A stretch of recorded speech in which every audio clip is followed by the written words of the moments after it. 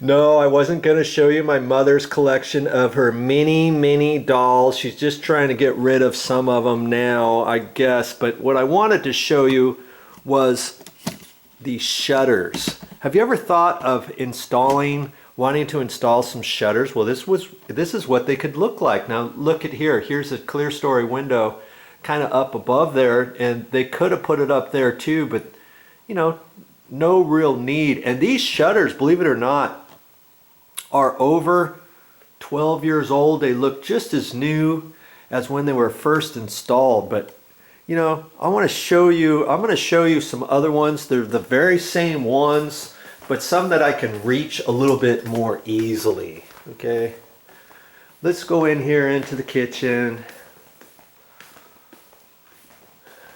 and show you maybe some shutters over here. Okay, now you can get shutters for all kinds of different window openings. And see, these here are plastic. Well, they're kind of a heavy vinyl, and they're pre-finished as well as the frames. Now see, these here are just for a double window opening here, and you can pull one open here if you want to get them open. They're held with the little magnet up here at the top. Then if you want to pull the window open, I guess you could, you know, right there, let's say. But most of the time, we just keep these shut. But see, the trim, all the trim work is a pre-finished material too, and they just take it and they bring it all out pre-finished. They measure all the openings, they drill holes in here, and they put these little plastic caps on here. This covers up your holes. See, like that right there. And it didn't really take them that long to install these. Here's a little rubber gasket here, and this one's got a lip on it, so this one would be pushed in first. And it just kind of snaps. Well, actually that one there doesn't have anything. That just kind of fits right on in there. And then this one at the top has the little magnet, and that holds it there. And then your rubber gasket holds it, and you just kind of push it in there. And then you just, you know, you can tilt these however you want. And it's a good way. Here's some that are just individual. And see, this is just one window right here, and all it has is the rubber gasket on the side right here, and that's the only thing that keeps it closed. They measured them nice. You push on there and make sure it's pushed in, and now you can tilt the top open or the bottom. Okay. Now here's something really slick. Here's a sliding glass door, and it's got the entire door covered with these sliders. Okay, and they just have up at the top. See how wide that is? They have to have it that wide so that there's enough room for 2 gliders up there. Because then you can slide this whole thing over like that. You can slide this one over however you want. And then that just goes over at the bottom. And now you can flip those, you know, however.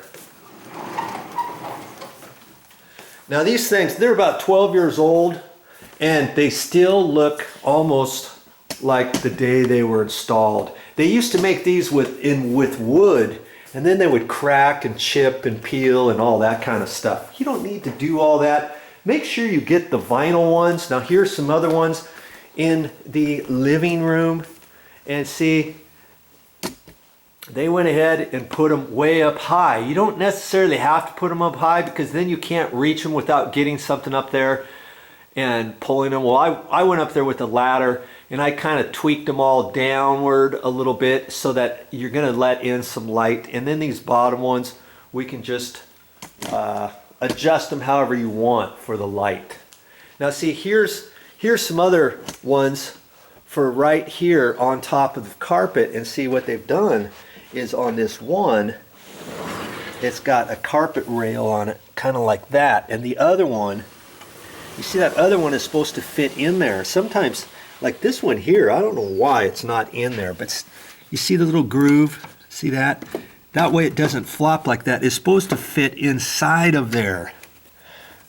You know, like that. And then it's supposed to fit in there like that. I think they should have made that just a hair lower, shouldn't they have? Because it's like this one has kind of come down at a slight angle. It's supposed to fit up in that rail, but it doesn't. But it's okay. We live with it, and it just fits on over there. Yeah. Okay.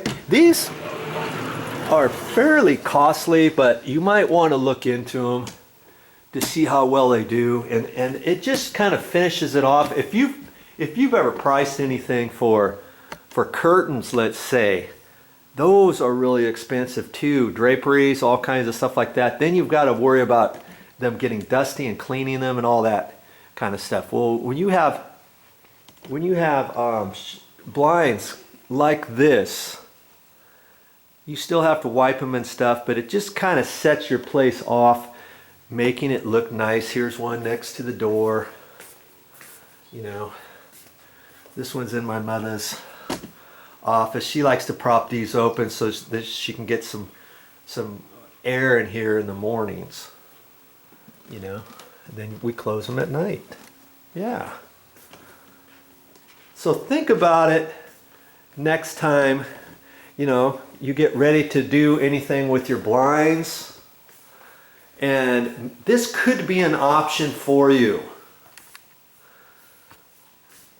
They're kind of pricey, but well worth it. Yes, louvered shutters, it's just a good way to go.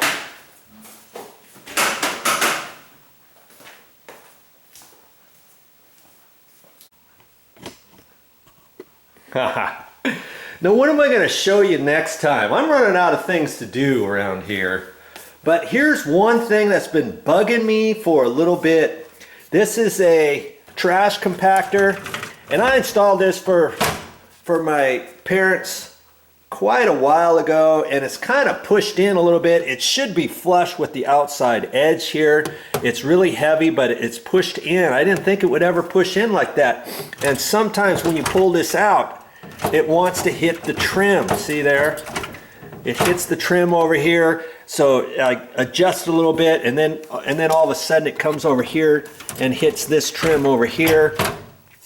And the foot thing on it has kind of come off a little bit. It seems like it needs to be attached there, and I'm not quite sure how to do that just yet. I think I'll have to make a video for you so I can figure it out. What do you think? Yeah, because you're supposed to push your foot on there, and then it opens. You push, see, it still works. You push on there, and then that comes out like that. But what they do, what my mom does now, she just pulls on that, my mother. Okay, and you know, I'm gonna have to kind of pull this out or something, and I'm thinking that maybe I can pull this out here, lift this, and maybe attach some side screws into the side of the cabinet or something, you know, so that this is flush. If it was flush, then I wouldn't have to worry about it hitting. See how it hits right there, and it's putting a slight mark in the trim here and right there. And this cabinet here is started to loosen up because of this face frame right there. And so if I run that flush, I can get that nicely supported in there. And I'll do that next time for you. And you know, I'm not going to show you how to install one of these because this one's already here, but you know what? There used to be a cabinet right here.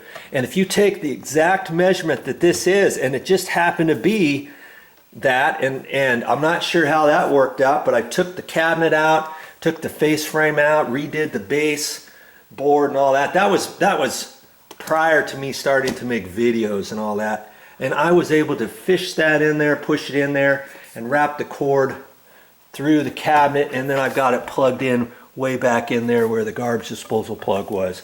And it worked out pretty slick. I kind of like a trash compactor. Lots of people don't have trash compactors, and you might think, oh, it's too hard to install, but you know what? If I could do it, I'm sure you could do it too. So next time, my next video will be all about how to re-support this so that it's flush here, okay? Well, that's it for this time. That's all I got for this time, but I'll be back with more videos.